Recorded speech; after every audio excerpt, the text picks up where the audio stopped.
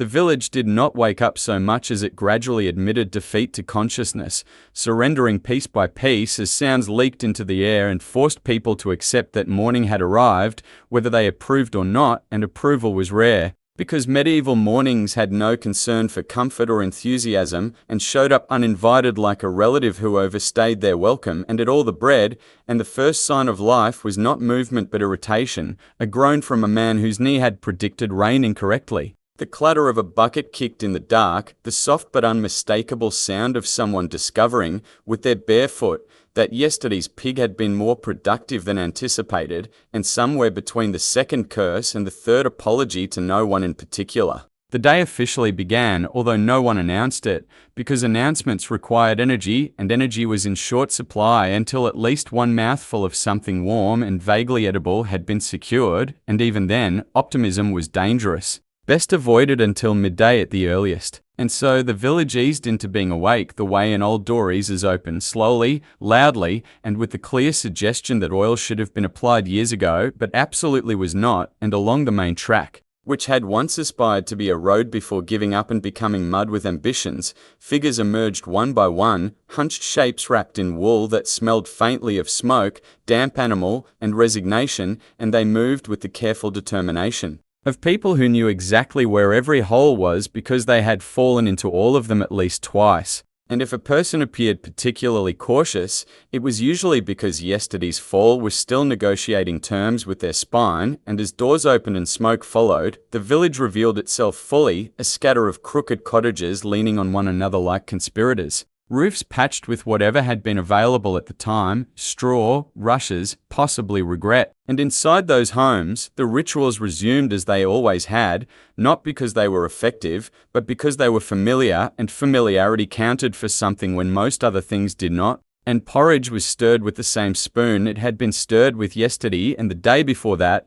the pot never quite empty, never quite full, a thick beige continuum of oats, water, and hope. And the woman stirring it watched the surface with suspicion, as if it might rise up and make a decision on its own, which it sometimes did, and she added a pinch of salt, not because it improved the flavor, but because her mother had done so, and her mother's mother before her. And questioning tradition before breakfast was considered reckless. And nearby, a man sat chewing bread with the seriousness of someone assessing structural integrity, each bite a test, each chew a commitment, because medieval bread was not a casual food, it demanded respect and occasionally teeth. And as he ate, he stared into the fire, not for warmth, but for answers. Though the fire offered none, only smoke and the quiet judgment of burning wood, and outside the cottage, the village was already beginning to produce its particular brand of entertainment, unplanned, unscheduled, and unavoidable, because boredom, contrary to popular belief, was not the absence of activity in medieval life,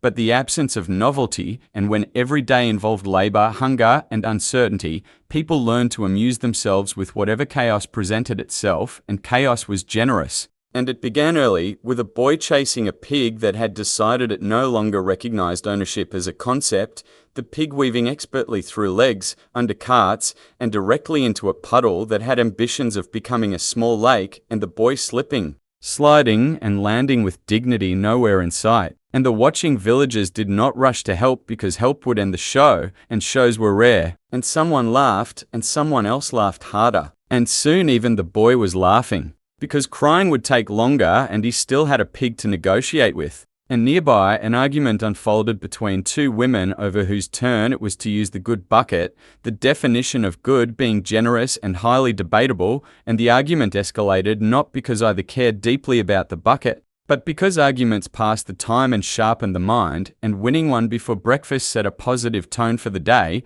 and so voices rose, arms gestured, and the bucket itself was accidentally dropped into the well, at which point the argument concluded abruptly, replaced by silence, followed by collective agreement that this was someone else's fault, preferably a person not currently present, and as the morning advanced, the village leaned into its peculiar rhythm, work punctuated by nonsense, seriousness interrupted by absurdity, and it was in these gaps, these moments when survival paused just long enough to allow mischief, that medieval fun truly lived, not in grand festivals or official celebrations, but in the strange, small acts people invented to distract themselves. from the fact that life was difficult and likely to remain so. And if that meant racing animals, mocking authority, or competing to see who could make the loudest noise with the least dignity, then so be it, because dignity was overrated and laughter was free. And by the time the sun had climbed high enough to suggest effort might be required, the village had already entertained itself in half a dozen unintended ways,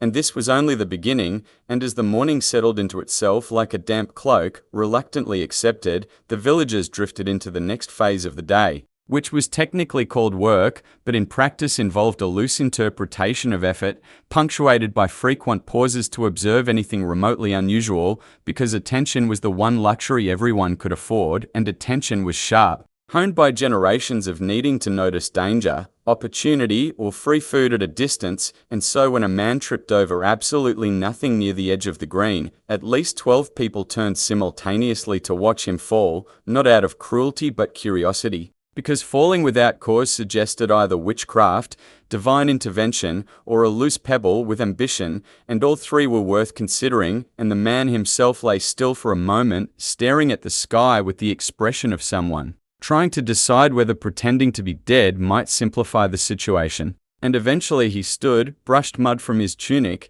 nodded once as if to confirm that gravity was still operational, and continued on his way, leaving behind a ripple of mild disappointment among the observers who had hoped for something more conclusive. And nearby the children had gathered, because children were always gathering, like birds sensing crumbs, and they clustered around a flat stone where a game was forming, although no one had agreed on the rules yet, and in medieval games, the rules were often flexible, optional, or invented halfway through, which allowed for creativity and frequent disputes, both of which were valued, and today's game involved throwing small objects at a larger object while shouting encouragement or insults depending on personal alignment. And the objects included stones, nutshells, and one very unfortunate apple that had dreams of becoming cider, but was instead launched repeatedly at a bucket, and the bucket, stoic and dented, absorbed the punishment with quiet dignity, and a boy declared himself the winner based on criteria known only to him. And another boy disputed this loudly, and the argument escalated into wrestling, which in medieval society was both a sport and a method of problem solving,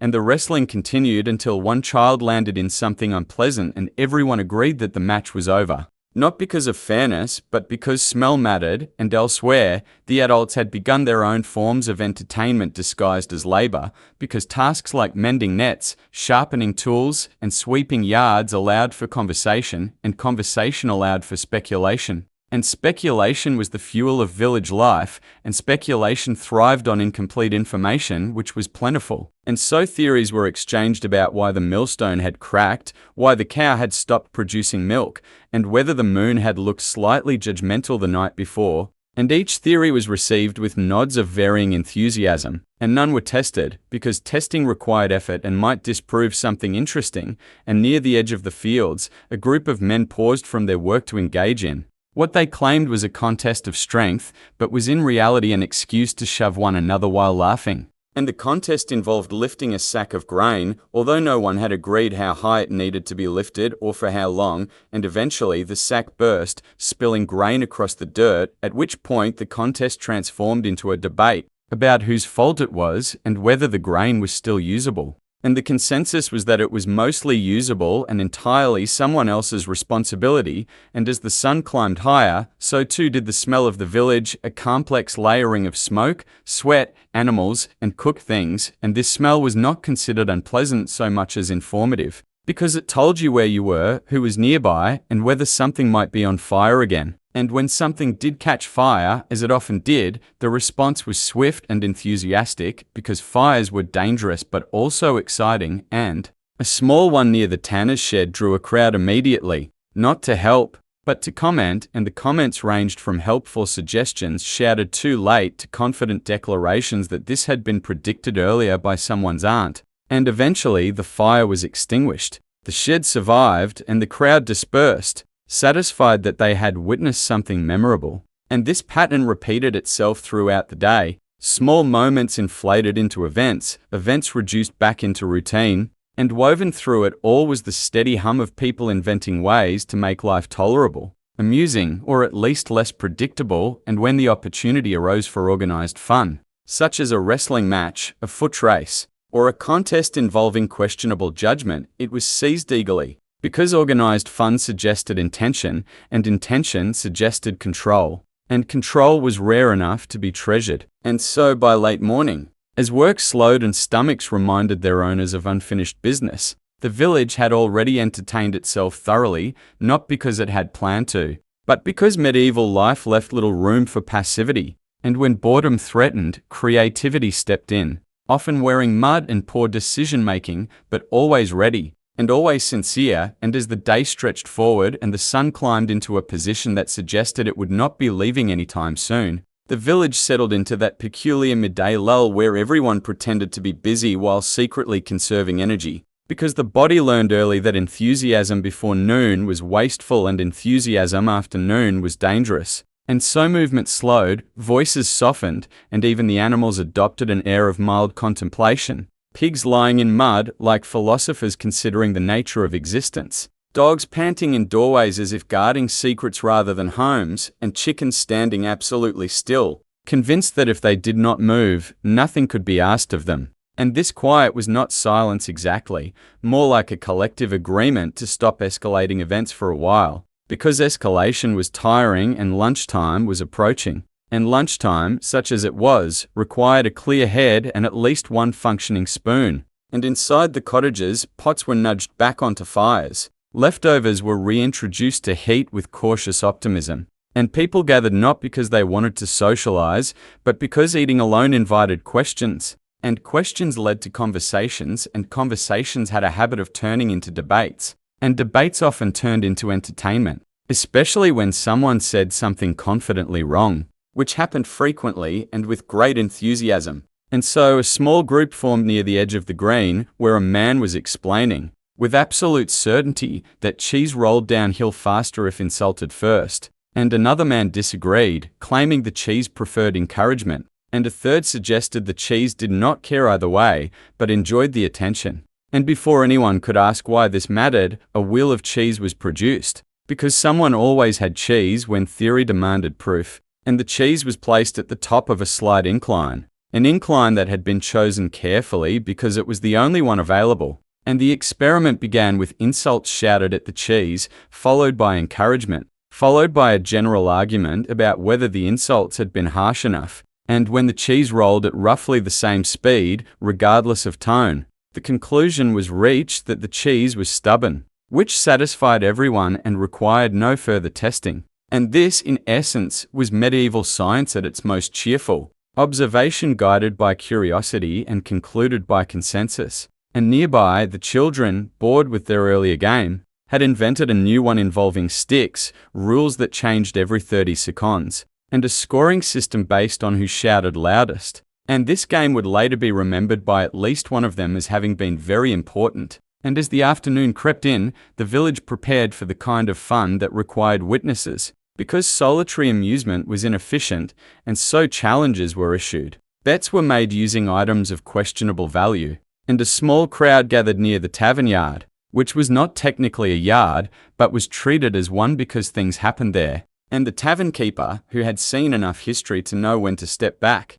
leaned in the doorway and watched as two men prepared to wrestle for a wedge of cheese that had survived the earlier experiment and was now central to the day's morale. And the wrestling itself was less about technique and more about balance, mud, and the ability to remain upright while being grabbed in places that invited commentary. And the crowd offered advice freely, loudly, and inconsistently. And when one man slipped and the other tripped over him, both landing in a heap, the crowd declared it a draw and ate the cheese anyway, because fairness was flexible and hunger was not. And laughter followed, not sharp or mocking, but warm and familiar, because everyone recognized themselves in the clumsiness of it all. And as the sun dipped slightly and shadows lengthened, signaling that the day would eventually have to conclude, the village carried on with this gentle chaos, inventing amusement from routine, turning mishaps into stories and stories into traditions. And though no one would have described themselves as happy in the modern sense,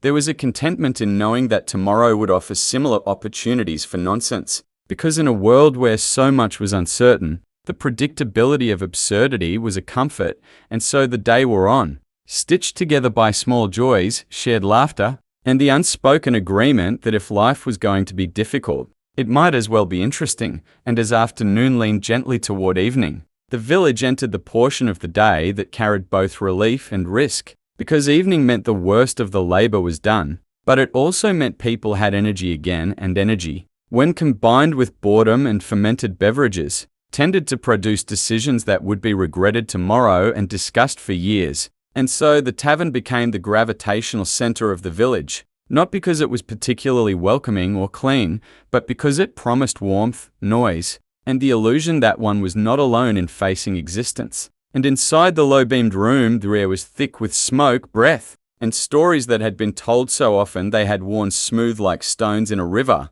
and benches creaked as people settled in, careful to avoid the one that pinched unexpectedly. And cups were filled with ale of varying strength and questionable origin, some brewed from barley, some from oats, some from whatever had been available at the time and not actively harmful, and as the cups passed from hand to hand, conversation grew louder and more confident, facts loosened, memories improved, and personal achievements expanded in proportion to the level of intoxication. And this was when medieval fun truly flourished, because the constraints of daylight and responsibility had softened, and imagination stepped forward to take their place, and someone began a song, not because they were good at singing, but because silence had lingered too long and made people uncomfortable, and others joined in, some harmonizing, some shouting, some simply mouthing words they did not know, and the result was not music in the refined sense, but it was enthusiastic and therefore acceptable. And as the song continued,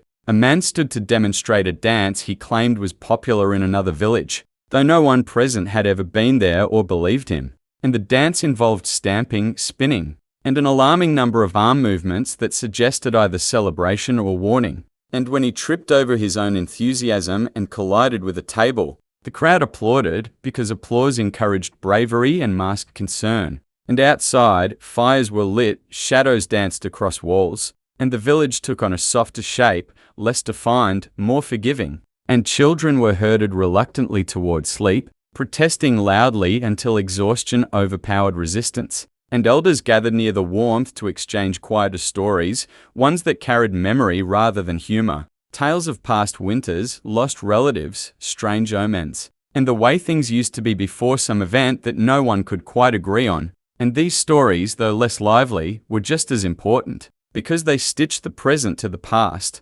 reminding everyone that survival was not new and that others had endured before them. And as night deepened, the laughter from the tavern spilled into the street, mingling with the crackle of fires and the distant lowing of animals settling down. And in these moments the village felt whole, not because it was prosperous or safe or comfortable, but because it was together, sharing warmth, noise, and the understanding that tomorrow would come regardless. And so it was better to meet it, having laughed tonight. And this was medieval fun in its truest form, not elaborate or planned, but communal, improvised, and deeply human. A way of pushing back against the weight of life with whatever tools were available, be they song, story, competition, or simple shared absurdity. And as the stars emerged overhead, unconcerned with porridge or pigs or cheese experiments, the village slowly began to quiet, one voice at a time, until only embers glowed. Stories trailed off, and sleep crept in, not as an escape, but as a necessary pause, preparing everyone to wake again and invent new ways to endure, amuse, and carry on. Refined over years of living in close quarters, allowed for a surprising amount of freedom within invisible boundaries, and by evening, when the air cooled and work finally released its grip, people gathered again, not always in the same place, but with the same intention, to mark the end of effort and the beginning of shared time. And whether that meant sitting near a fire, leaning against a wall, or standing in a loose cluster arguing about nothing in particular, it mattered less what was done than that it was done together. And this togetherness was the true entertainment, the steady thread running through pig races, gossip sessions, strange contests, and whispered rituals. And as darkness crept in once more, the village did not resist it, because night was familiar too. Another phase in the rhythm, another setting for stories, dreams, and quiet amusements. And when people finally lay down again, bodies sore, minds full, they carried with them the small joys of the day, not as highlights or achievements, but as texture, the soft padding that made life bearable, and this texture, built from absurdity and repetition, was what sustained them and what now, centuries later, reaches us faintly through humor and imagination, reminding us that even in the hardest times, people found ways to laugh, to play, and to pass the hours, not because life invited it, but because they insisted on it, gently, stubbornly, until sleep arrived once more and the world went quiet, ready to begin again, and when the quiet finally settled deep enough that even the thoughts began to slow, the village existed in a kind of soft suspension, neither fully awake nor fully asleep, held together by the gentle certainty that morning would come again, whether anyone was ready or not, and this certainty was oddly comforting, because it meant no single mistake. No failed joke, no botched pig race or embarrassing fall, truly mattered in the long run. And so people rested with the ease of those who understood that tomorrow would offer another chance to try again, or at least to laugh about what went wrong today.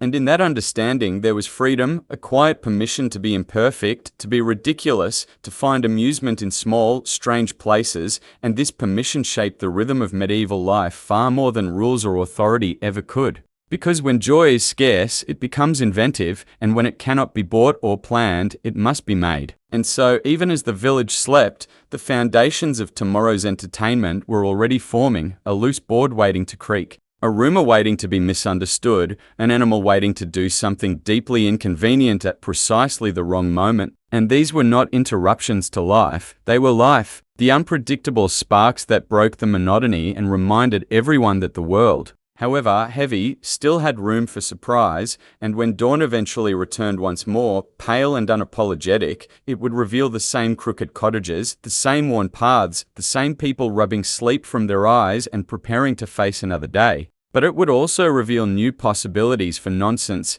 new opportunities for shared laughter, and new stories waiting to be told and retold until they lost their original shape and became part of the village's collective memory. And this was how medieval people endured, not just through strength or faith, but through humor, through play, through the quiet agreement that if life was going to be difficult, it would at least be interesting. And as we drift now away from that village, leaving it to its cycles of work and whimsy, it is worth holding on to that thought, that even in the most unfamiliar pasts, people were not so different from us, seeking distraction, connection, and moments of lightness wherever they could find them, and perhaps that is why these strange, gentle stories still resonate, because they remind us that boredom has always been the mother of creativity, that laughter has always been a form of survival, and that in every age, no matter how hard or simple life appears, people find ways to entertain themselves, quietly, imperfectly, and together until the night returns and the world grows still once more, and in that stillness,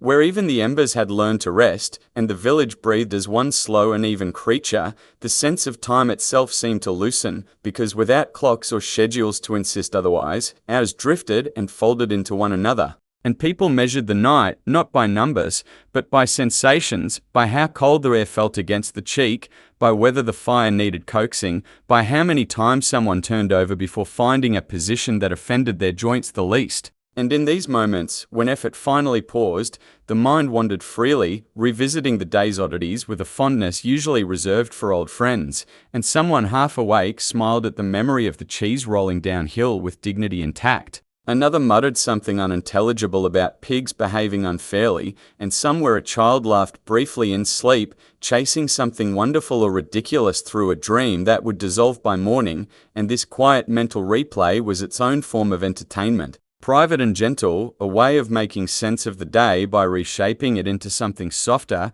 something less sharp at the edges, and when the wind shifted and rattled shutters, or carried the distant hoot of an owl across the fields, no one startled too badly, because these sounds belonged to the night and were expected, woven into the familiar pattern of existence, and familiarity, even when it involved uncertainty, was comforting. And so the village slept, not deeply but adequately, resting enough to begin again. And when dawn finally crept back, thin and patient, it found the same world waiting, unchanged in structure, but renewed in possibility, because each new day offered another blank stretch of hours to fill, and medieval people were remarkably good at filling them. turning repetition into ritual, hardship into humor, and boredom into invention, and this quiet creativity, born not of leisure but necessity, was what allowed them to endure lives that from the outside might seem relentlessly grim and yet from within were textured with moments of shared amusement, sly commentary, and gentle absurdity. And as we step back now,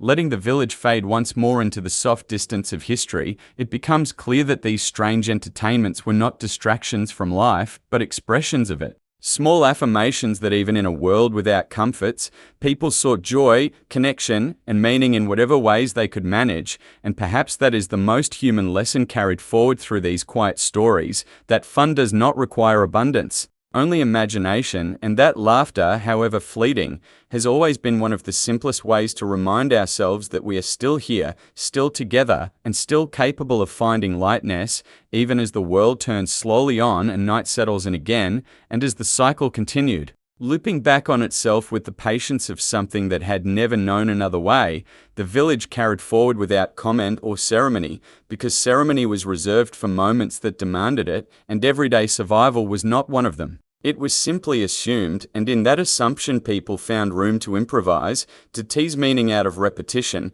and to soften the sharpness of existence with shared amusement, and this was perhaps the quiet genius of medieval life, not that it was easy, or noble, or especially fair, but that it made room for humanity to express itself even underweight. And so, when another afternoon arrived, and the same green filled with the same faces, no one felt the need to invent entirely new forms of fun, because familiarity was part of the pleasure. And repeating yesterday's joke with slight variation was often better than trying something untested, and someone would inevitably attempt to balance something they should not balance, a stool, a jug, a child, and others would gather to watch, ready with commentary sharpened by affection, and if it succeeded, there would be cheers, and if it failed, there would be laughter and a quick assessment of injuries, and either outcome would be acceptable, because both produced stories, and stories were the real currency of the village, carried from fire to fire, bench to bench, bed to bed, growing and shrinking as needed, adapting to the listener. And in this way, entertainment flowed naturally through the day, not as a separate activity, but as a layer laid over everything else. A way of being present, of acknowledging one another's existence, and even the work itself became performative at times, exaggerated size, dramatic complaints, competitions over who had the worst task or the most impressive blister, and these performances were understood, not mocked, because everyone recognized the need to turn labor into something bearable. And when evening arrived yet again, predictable and welcome, the village would gather in familiar clusters, some loud, some quiet, some thoughtful, some ridiculous. And no one felt left out, because belonging did not require invitation, only presence. And this presence, steady and shared, was what allowed people to endure the long years without the promise of change, finding novelty not in the future, but in the present moment. In a misplaced bucket, a stubborn animal, a foolish boast. And as night returned once more, wrapping the village in its familiar dark, people lay down with the comfort of routine, knowing that tomorrow would bring more of the same, and trusting that within that sameness there would be laughter again. Because there always was, and perhaps, as we listen now, letting these gentle scenes pass by like shadows on a wall, we can recognize something enduring in them. A reminder that entertainment has never been about distraction alone, but about connection, about seeing and being seen, about sharing the strange business of being alive, and that long before screens and stages. People found ways to amuse themselves simply by paying attention to one another, turning ordinary moments into stories worth remembering, until sleep arrived once more and carried them quietly into the next day, where it would all begin again, and so the village moved on. Not forward exactly, but onward in the way water moves around stones, reshaping itself without ever truly stopping. And each day layered itself gently over the last, softening sharp edges and polishing familiar routines until even the strangest habits felt ordinary. And it was within this ordinariness that medieval fun truly lived,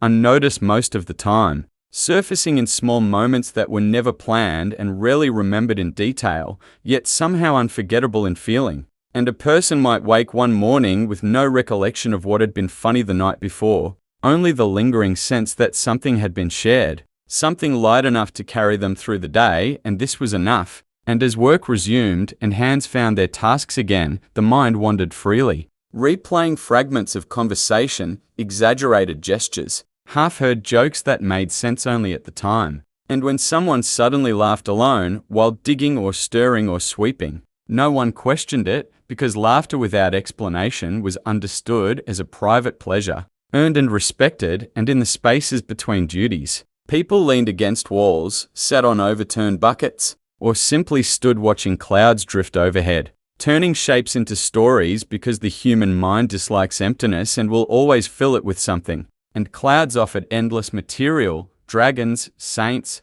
questionable faces, and occasionally something that looked exactly like the baker, which prompted commentary and debate. And this habit of seeing more than what was there was not escapism so much as engagement, a way of making the world responsive, playful, and just unpredictable enough to remain interesting. And when disagreements arose, as they always did, they were often resolved, not through authority, but through humor, a sharp remark, a well-timed joke, a shared memory that reminded both sides they were part of the same whole. And this social lubrication mattered deeply in a place where people could not easily leave and starting over was not an option. And so fun served a practical purpose, smoothing friction, reinforcing bonds, and reminding everyone that despite grievances and grudges, they were bound together by circumstance and familiarity. And as years passed and children grew into adults who repeated the same patterns with slight variations, the village carried on, largely unchanged, yet constantly renewed by the personalities passing through it,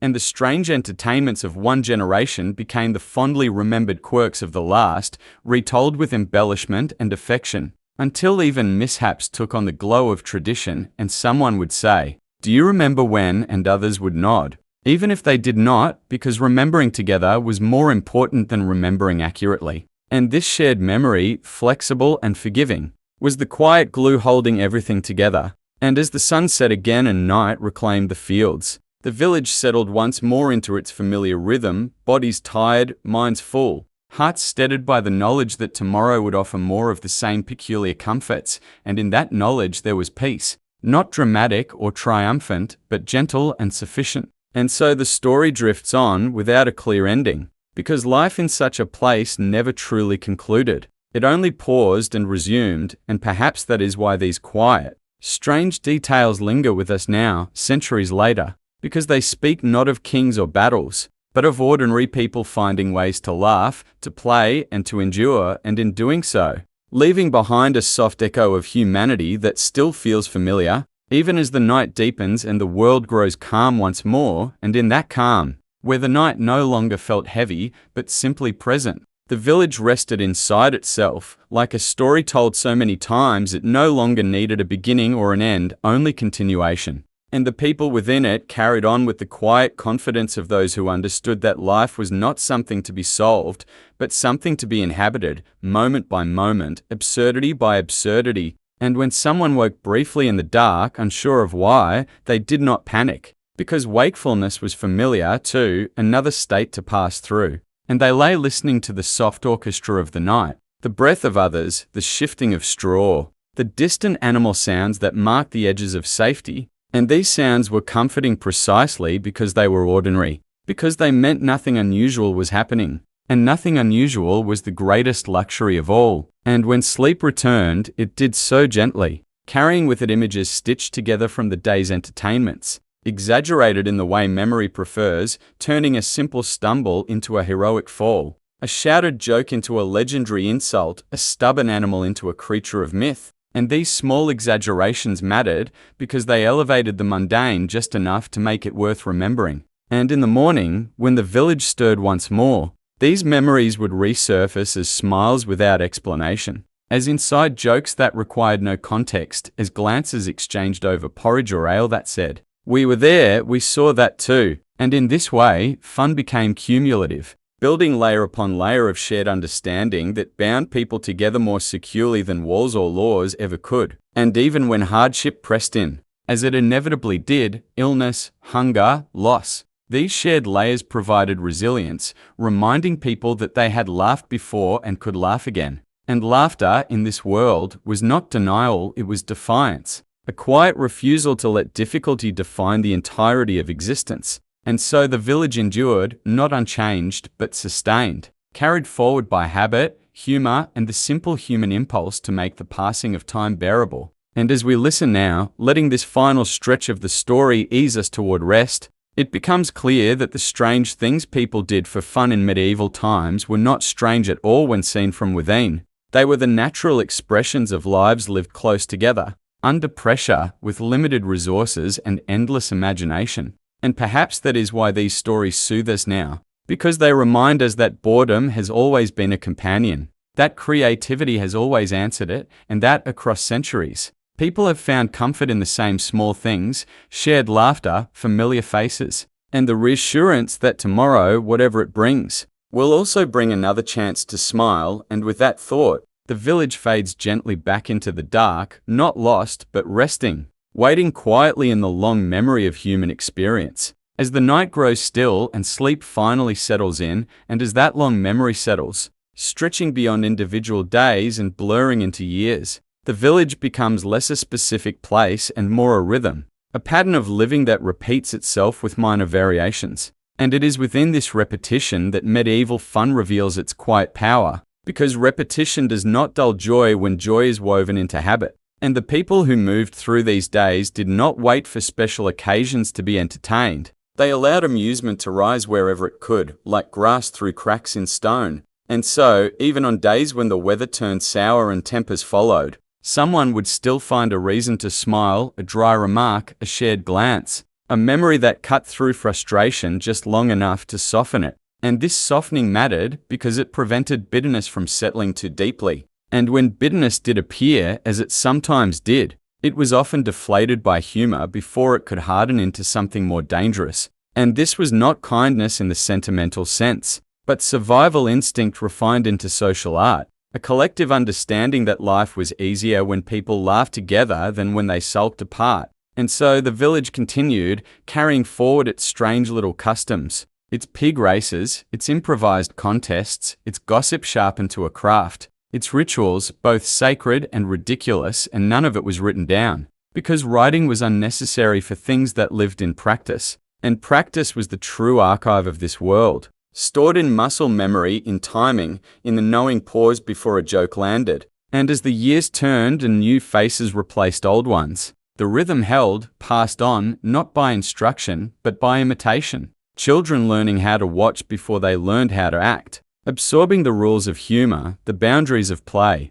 the acceptable ways to tease and the moments when teasing should stop. And this education was constant, subtle, and effective, producing adults who understood instinctively how to exist together in close quarters without tearing one another apart. And perhaps this is why, when we look back from a distance, the medieval world appears so tightly bound, because its people had learned, out of necessity, how to turn community into both shield and stage, a place where hardship could be shared and boredom transformed into something almost like joy. And as we drift now toward the quietest edge of the night, letting these images dissolve into a gentle blur, it is worth holding on to that final thought, that entertainment does not need abundance, only attention, that joy does not require permission, only presence,